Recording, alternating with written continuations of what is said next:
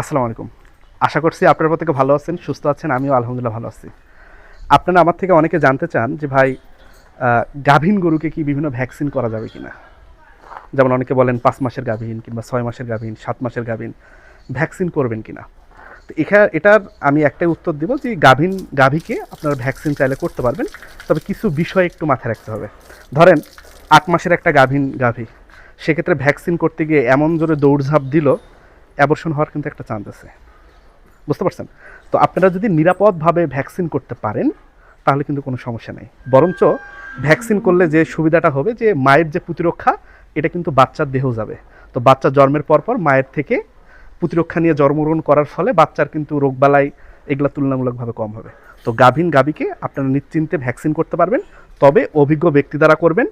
আর করার আগে অবশ্যই পরামর্শ নেবেন যে কতদিন বয়স গাভীর, কতদিন গাভীন হওয়ার বয়স, এগুলো অনেক কিছু ব্যাপার আছে, কিন্তু করা যাবে। তো ভালো থাকেন, সুস্থ থাকেন। আল্লাহ হাফেজ।